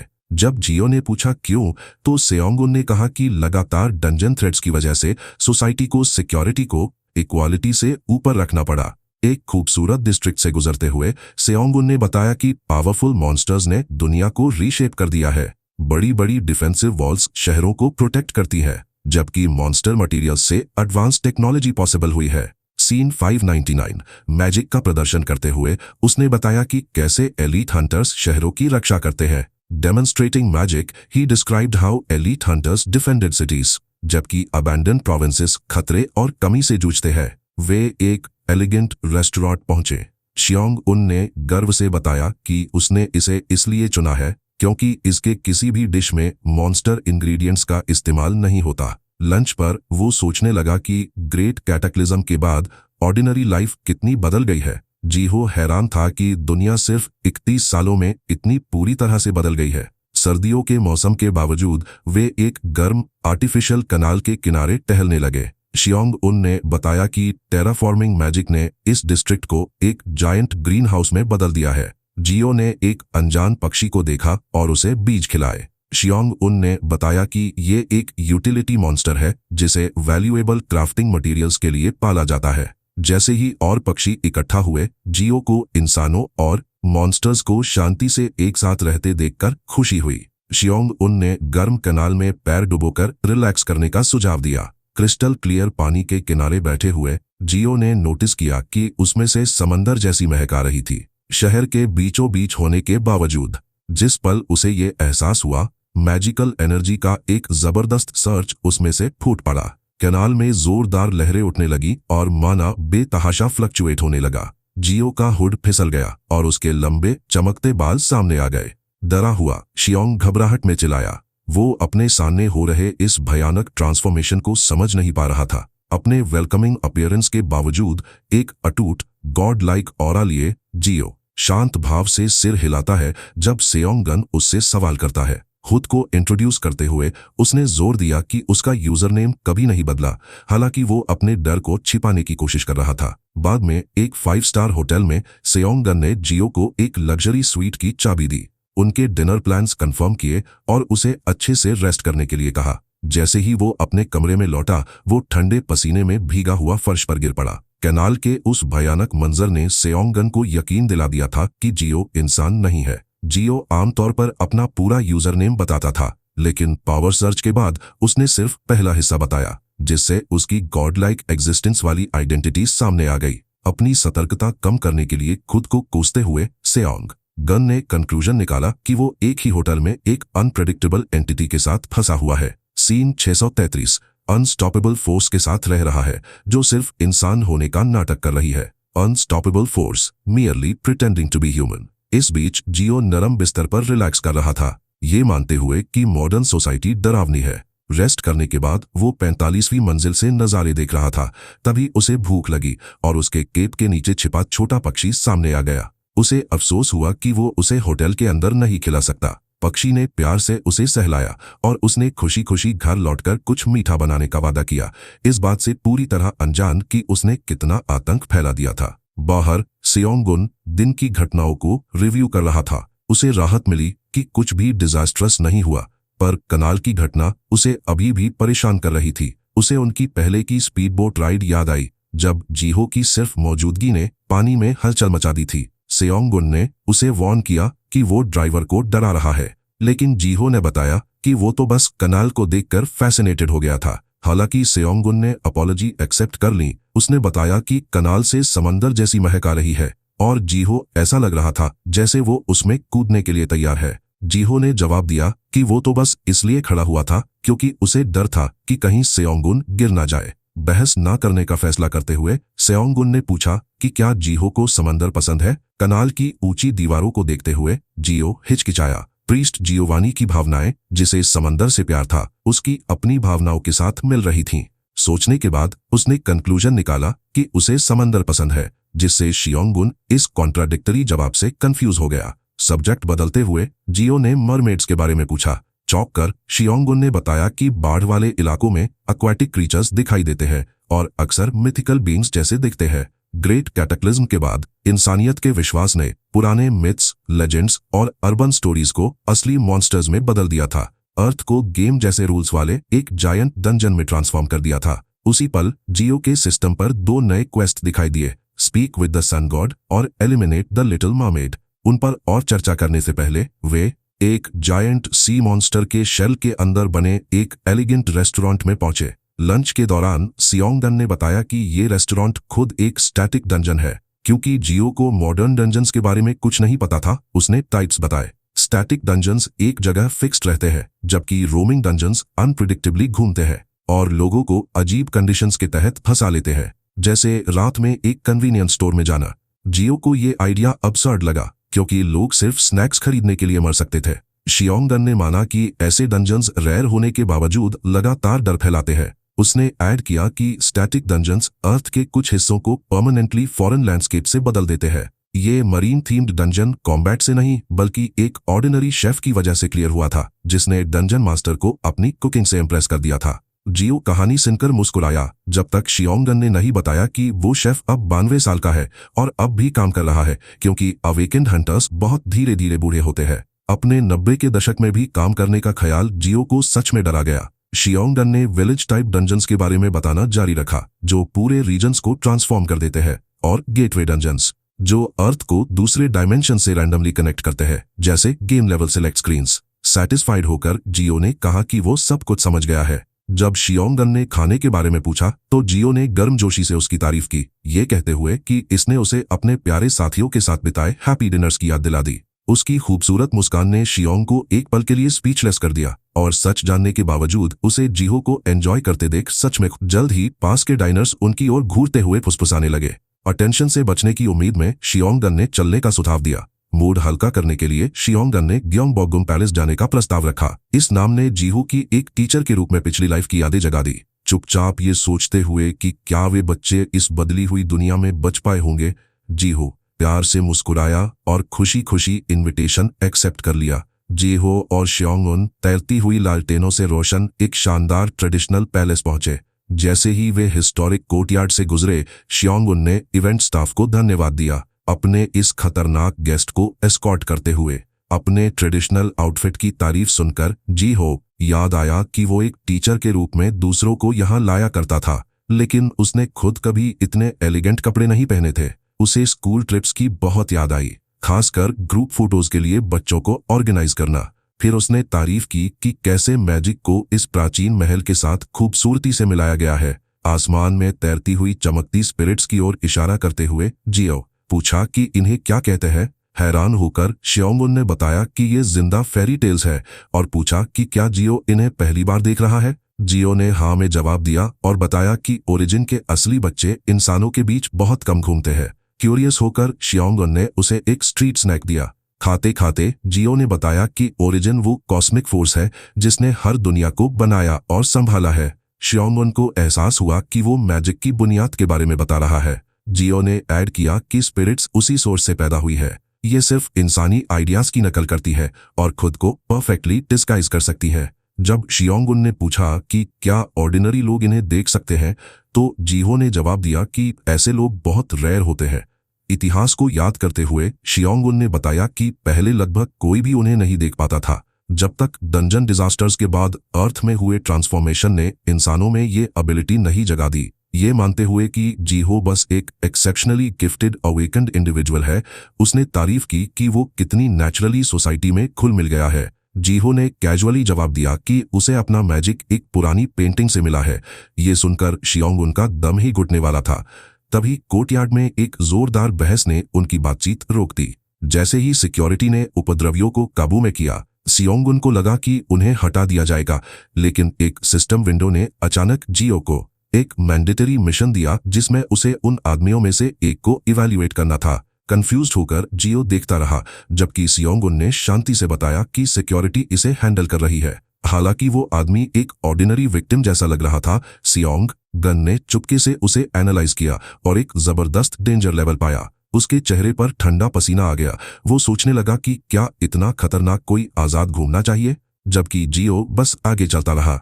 जब शियोंगन ने उसे घूरा तो जियो ने मासूमियत से सोचा कि क्या उसने लड़ाई देखने में ज्यादा टाइम लगा दिया। टेंशन तब टूटी जब हनी अचानक जियो के केप के नीचे से एक्साइटेड होकर चहचहाया। जियो ने जल्दी से उस छोटे पक्षी को फिर से छिपा लिया। हालांकि शियोंगन को एहसास हुआ कि इसका कोई फायदा नहीं है। शांत होने के बाद शियोंगन ने पूछा कि क्या वो अडोरेबल पक्षी ही पहले वाला जायंट वाटर मॉन्स्टर है। जियो ने गर्व से उसे करेक्ट किया और पक्षी का परिचय हनी के रूप में दिया। पूरी तरह से ओवरवेल्म्ड शियोंग उन ने आह भरी। उसे यकीन हो गया कि तबाही तो होकर रहेगी। वो सोचने लगा कि वो गिल्ड को ऐसी अब्सर्ड घटनाओं की रिपोर्ट कैसे देगा। शियोंग उनका थका हुआ एक्सप्रेशन देखकर जियो ने गलती से मान लिया कि वो एक बोझ बन गया है। गिल्टी महसूस करते हुए उसने टूर खत्म करके होटल लौटने का सुझाव दिया। शियोंग उन खुशी खुशी मान गया और रास्ते में और स्पाइसी स्नैक्स खरीदने का वादा किया, जिससे जियो हंस पड़ा। इस बीच महल से निकाला गया क्रिमिनल उन्हें एक अंधेरी गली से छिपकर देख रहा था। जियो का भयानक ऑरा याद करके और शियोंग उनको सबेल गिल्ड के फेमस क्यूरेटर के रूप में पहचानकर उसने कंक्लूजन निकाला कि जियो एक बहुत ही पावरफुल अवेकन्ड हंटर है। इस बात से डरकर कि जियो सन कल्ट में उसकी सालों की इन्फिल्ट्रेशन का पर्दाफाश कर सकता है, उसने फैसला किया कि एकमात्र सॉल्यूशन उसे मारना है। तभी हनी पास के पाइप्स पर अकेले उतरा, ये मानते हुए कि जियो सिर्फ एक कमजोर टेमर है। क्रिमिनल ने उसकी लापरवाही का मजाक उड़ाया और पक्षी को पकड़ने के लिए झपटा। जिस पल उसने हमला किया, हनी जबरदस्त गर्मी के साथ फट पड़ा। उसने मिस्टिकल जेम को तोड़ दिया और एक विनाशकारी ब्लास्ट छोड़ा, जिसने उस क्रिमिनल को बिना कोई निशान छोड़े मिटा दिया। वापस लग्जरी होटल में जियो को अचानक हनी के साथ अपना मैजिकल बॉन्ड जोर से हिलता हुआ महसूस हुआ। उसकी चमकती हुई आंख खुल गई जब उसे महसूस हुआ कि उसके प्यारे साथी को नुकसान पहुंचा है। शांत कमरे में चांदनी भर गई और जियो बेचैनी से हनी को ढूंढने लगा। धीरे से पक्षी का नाम पुकारते हुए वो अनटच्ड बिस्तर के पास रुक गया। उसे एहसास हुआ कि हनी सच में चला गया है। अपनी शर्ट पकड़कर वो दुख में डूब गया। उसे लगा कि उसने अपना इकलौता कीमती साथी खो दिया है। ठंडी रात के आसमान के नीचे अकेले होटल को देखते हुए जियो दुख से बोला कि ये दुनिया उसे एक पीसफुल लाइफ भी नहीं जीने देगी, और उसकी आंखों में आंसू आने वाले थे। Scene road side candy shop पर शिफ्ट हुआ, जहां दुकानदार ने बताया कि वो बचपन से ही अजीब प्राणियों को देख रहा है। एक फ्लैशबैक में उसका बचपन दिखाया गया, जहां वो किसी ऐसी चीज की ओर इशारा कर रहा था जिसे सिर्फ वही देख सकता था। उस छोटे लड़के ने एक बार फिर ध्यान से देखा और समझ गया कि वो मॉन्स्टर नहीं है, लेकिन सच्चाई अलग थी। एक परछाई जैसा फिगर साफ तौर पर पास में खड़ा था, जिससे साबित होता है कि उसकी आंखों ने उसे धोखा नहीं दिया था। दुकानदार ने बताया कि ये बीइंग्स कभी कभी इंसान जैसे दिखते हैं। उसने ये भी बताया कि सच में खतरनाक क्रीचर्स भी समय समय पर दिखाई देते हैं। कई मौकों पर उसने ऑर्डिनरी लोगों के आसपास मॉन्स्टर्स को घूमते हुए भी देखा था। हालांकि वो कभी नहीं समझ पाया कि वे लोगों की मौत का कारण कैसे बनते थे, पर उसने उनमें कभी कोई मैलिस महसूस नहीं किया, क्योंकि वे आमतौर पर कोई नुकसान नहीं पहुंचाते थे जब तक कि उन्हें परेशान न किया जाए। उसने अपनी पूरी जिंदगी ये दिखावा करने में बिता दी कि वो उन्हें नहीं देख सकता। वापस प्रेजेंट में जियो अपने पेट बर्ड हनी के साथ कुछ खाना खरीदने के लिए दुकान पर आया। जैसे ही हनी ने इधर उधर देखकर एक बैग की कीमत पूछी, दुकानदार पूरी तरह से फ्रीज हो गया। उस पल उसे याद आया कि चा इयन ह्यूक अपनी छोटी बहन चा, जो एक एफ रैंक हंटर है, और अपनी सबसे छोटी बहन चा ईसल, जो एक प्रीस्ट के रूप में अवेकन हुई है, को सपोर्ट करने वाला बड़ा भाई है। सिर्फ एक थर्ड क्लास सिटीजन होने के बावजूद वो अपने पूरे परिवार को सपोर्ट करने का बोझ उठाता है। दुकानदार को तुरंत एहसास हुआ कि वो पल आखिरकार आ ही गया था जब इन रहस्यमयी बीइंग्स से बचना अब पॉसिबल नहीं था। अब दुकानदार ने घबराते हुए बताया कि 10 बंजो पैंग का एक बैग $5001 का है। जियो ने फिर पूछा कि क्या कार्ड पेमेंट्स एक्सेप्टेड है। दुकानदार हिचकिचाया और माना कि वो कैश प्रेफर करता है, लेकिन कार्ड्स भी एक्सेप्ट करता है। ये सुनने के बाद जियो ने अपना कार्ड निकाला और एक बैग मांगा। जिस पल दुकानदार ने कार्ड देखा, उसके दिमाग में डर भर गया। वो सोचने लगा कि अगर उसने बेचने से मना कर दिया तो क्या उसकी जान चली जाएगी। जैसे ही दुकानदार ऑर्डर तैयार करने लगा, उसने नोटिस किया कि कार्ड भी पूरी तरह से लेजिटिमेट लग रहा है। उसने एक पल के लिए सोचा कि क्या ये चुराया हुआ है, लेकिन जल्दी ही इस ख्याल को खारिज कर दिया, क्योंकि वो इमेजिन नहीं कर सकता था कि किसी मॉन्स्टर को ऐसी चीज की जरूरत क्यों होगी। जियो और उसके साथ के रहस्यमयी पक्षी को देखते हुए उसने सोचा कि जियो शायद एक बर्ड टेमर हो सकता है। फिर भी दोनों में वही अनसेटलिंग प्रेजेंस थी जो उसने अपनी पूरी लाइफ में देखे गए अजीब बीइंग्स में देखी थी। उनमें से हनी खास तौर पर भयानक लग रहा था। उसके हार्मलेस अपीयरेंस के बावजूद दुकानदार को लगा कि वो मासूम लुक एक परफेक्ट डिस्गाइज के अलावा कुछ नहीं था। जैसे ही ताज़ा बैच तैयार हुआ, दुकानदार ने बंगो पान का बैग दे दिया। जियो ने खाने के लिए उसका शुक्रिया अदा किया। जाने से पहले जियो ने उसे गिफ्ट के तौर पर एक चमकता हुआ क्रिस्टल दिया। इस अनएक्सपेक्टेड जेस्चर ने दुकानदार को पूरी तरह से दंग कर दिया। जियो ने बताया कि उसने दुकानदार का काम रोका और उसे सब कुछ फिर से तैयार करने पर मजबूर किया, इसलिए वो चाहता था कि ये क्रिस्टल एक अपॉलॉजी और ग्रैटिट्यूड का टोकन हो। दुकानदार ने जोर देकर कहा कि ऐसे गिफ्ट की कोई जरूरत नहीं है। हालांकि जियो चुपचाप क्रिस्टल वहीं छोड़कर चला गया। दुकानदार जियो को जाते हुए देखता रहा और आखिर में राहत की एक गहरी सांस ली। उसे यकीन हो गया कि वो किसी तरह अपनी लाइफ के सबसे भयानक एनकाउंटर से बच गया है। बचपन से ही वो ऐसे अजीब बीइंग्स देख सकता था जो ऑर्डिनरी लोग नहीं देख सकते थे। इस वजह से उसे हमेशा लगता था कि एक दिन उसकी मौत एक अजीब और अनएक्सप्लेनेबल तरीके से होगी। कम से कम उसे उम्मीद थी कि वो किसी रहस्यमयी तरीके से मरेगा। और जियो से मिलने के बाद उसे यकीन हो गया था कि वो दिन आखिरकार आ ही गया है। जैसे ही वो शांत होने लगा, उसे अचानक एक और बहुत बड़े मॉन्स्टर के पास आने का एहसास हुआ। डर तुरंत लौट आया, लेकिन जब उसने ध्यान से देखा तो उसे एहसास हुआ कि ये सिर्फ जियो का पेट बर्ड हनी था। उसकी पूरी हैरानी के बीच हनी ने चुपचाप वो चमकता हुआ क्रिस्टल उठाया जो जियो गिफ्ट के तौर पर छोड़ गया था और उसे लेकर उड़ गया, जैसे कि वो खास तौर पर इसी काम के लिए वापस आया हो। इस एक इंसिडेंट ने उस बेचारे दुकानदार को इतना डरा दिया कि उसने फैसला किया कि वो अब वहां नहीं रह सकता। उसने अगले ही दिन अपनी दुकान को पूरी तरह से अलग लोकेशन पर ले जाने का फैसला किया। अगली सुबह जब वो नई लोकेशन पर अपनी दुकान चला रहा था, सेओंगन जियो के साथ कुछ खाने खरीदने आया। जिस पल सेओंगन ने उसे देखा, उसने तुरंत कलेक्टर गिल्ड बिल्डिंग के वेंडर को पहचान लिया और कैजुअली एक बैग बंजियोपान ऑर्डर कर दिया। इस बीच दुकानदार वहीं पर फ्रीज हो गया। वो पूरी तरह से स्टन्ड और मेंटली ट्रॉमेटाइज था। सोच रहा था कि दुनिया इतनी छोटी कैसे हो सकती है। सेओंगन ने नोटिस किया कि वेंडर अपनी पुरानी जगह से गायब था और मान लिया कि वो बस एक नई लोकेशन पर चला गया है। शांत रहने की पूरी कोशिश करते हुए दुकानदार ने बताया कि वो एक ही जगह पर ज्यादा देर तक नहीं रह सकता, क्योंकि इंस्पेक्टर्स आखिर में उसे पकड़ लेंगे। इस ऑब्जर्वेशन ने उसे और भी यकीन दिला दिया कि जियो खुद भी एक हंटर है। अपनी क्यूरियोसिटी को और ना दबा पाने पर दुकानदार ने सावधानी से पूछा कि क्या जियो एक टेमर हंटर है। इससे पहले कि बातचीत आगे बढ़ती, जियो ने पिछले दिन जो कुछ भी हुआ उसके लिए दुकानदार को एक बार फिर धन्यवाद दिया। इन शब्दों ने तुरंत सेओंगन का अटेंशन खींच लिया। हैरान होकर उसने पूछा कि कल क्या हुआ था। जियो ने शांति से बताया कि हनी भटक गया था, इसलिए वो अपने पेट बर्ड को ढूंढने बाहर गया था। इस बात से पूरी तरह अनजान कि बेचारे दुकानदार को कितनी भयानक मिसअंडरस्टैंडिंग हुई थी। इस बीच दुकानदार इतना इमोशनल हो गया कि उसकी आंखों में राहत के आंसू लगभग आ ही गए थे। उसने आखिर में खुद को यकीन दिला लिया कि उसके शक सही थे। शियोंगुन ने फिर कंफर्म किया कि जियो वाकई एक टेमर हंटर है और पोलाइटली पूछा कि क्या कुछ अनयूजुअल हुआ था। दुकानदार ने तुरंत सब कुछ बता दिया। जियो के बंजियोपांग खरीदने के बाद हनी नाम का पक्षी अचानक एक बहुत बड़े साइज का हो गया, फिर उसके सिर पर 2 बार काटा और उड़ गया। जियो कहानी सुनकर पूरी तरह से शॉक था। सेओंगन ने फिर जियो से पूछा कि वो इस सिचुएशन के बारे में क्या सोचता है। बिना कोई एक्सक्यूज दिए जियो ने ईमानदारी से माफी मांगी और पूछा कि क्या दुकानदार को चोट लगी है। अभी भी नर्वस, दुकानदार ने माना कि उसे सच में दर्द नहीं हुआ और ये एक एक्चुअल अटैक से ज्यादा एक अजीब मजाक जैसा लगा।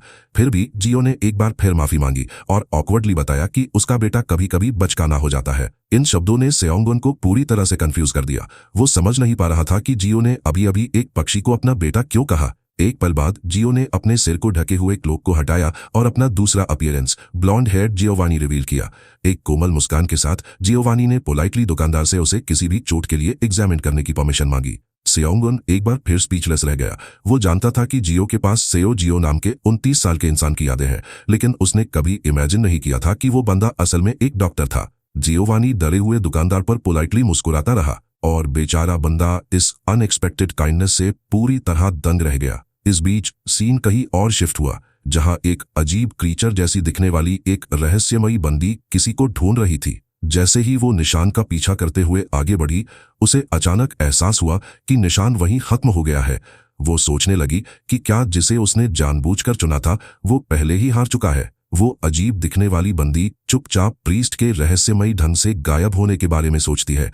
ना तो टेम्पल ऑफ द सन और ना ही मीडिया को कोई आइडिया है कि उसके साथ क्या हुआ। सीन पर संघर्ष का कोई निशान नहीं है और एक भी क्लू नहीं है जिससे पता चले कि प्रीस्ट भागने में कामयाब रहा। जैसे ही वो सिचुएशन के बारे में सोचती है, उसके चेहरे पर एक धूर्त मुस्कान आ जाती है। इसके बजाय वो शांति से अपना ध्यान आइजर नाम की किसी पर लगाती है। वो आइजर को अपनी इकलौती गैलेक्सी कहती है, जिससे पता चलता है कि दोनों के बीच एक करीबी और अनयूजुअल कनेक्शन है। बंदी फिर आइजर से कहती है कि अब उसे वो काम संभालना होगा जो असल में उस अजीब दिखने वाली बंदी के सामने आइजर खड़ी थी, जो दिखने में बिल्कुल उसी के जैसी थी। वो कॉन्फिडेंस से कहती है कि वो उसे निराश नहीं करेगी और टास्क को सक्सेसफुली पूरा करेगी। आइजर का कॉन्फिडेंट जवाब सुनकर वो अजीब बंदी जोर से मुस्कुराती है। वो आइजर से कहती है कि सिचुएशन को लेकर इतना स्टिफ या सीरियस होने की जरूरत नहीं है। सीन शिफ्ट होता है और ग्लोवानी धीरे से फूड सेलर के माथे पर हीलिंग माना यूज करता है। पलक झपकते ही सेलर को उस छोटे से घाव पर एक सूदिंग वार्मथ महसूस होती है। ग्लोवानी हल्की सी हंसी के साथ बताता है कि सेलर के स्कैल्प पर बस एक मामूली खरोच आई थी। वुंड को इन्फेक्ट होने से होली मैजिक का ये अनएक्सपेक्टेड डिस्प्ले फूड सेलर को पूरी तरह से दंग कर देता है। उसी समय सियोंग उन भी उतना ही शॉक था। अब तक उसे लग रहा था कि ग्लोवानी असल में जियो का ही डिस्गाइज है, लेकिन उसे होली मैजिक यूज करते देख उसका ये अजम्पशन चकनाचूर हो जाता है। इस बीच फूड सेलर एक्साइटेडली रियलाइज करता है कि ग्लोवानी जरूर एक सच्चा भक्त होगा। सेलर को तुरंत समझ आ जाता है कि वो शुरू से ही गलत था, क्योंकि बीस्ट टेमर्स आमतौर पर किसी गॉड की पूजा नहीं करते। ग्लोवानी की इनक्रेडिबल स्ट्रेंथ ने उसे गलती से मॉन्स्टर समझने पर मजबूर कर दिया था। जैसे ही सेलर इस बारे में सोचता है, उसे रियलाइज होता है कि उसने कभी किसी ऐसे मॉन्स्टर के बारे में नहीं सुना जो होली मैजिक यूज कर सके।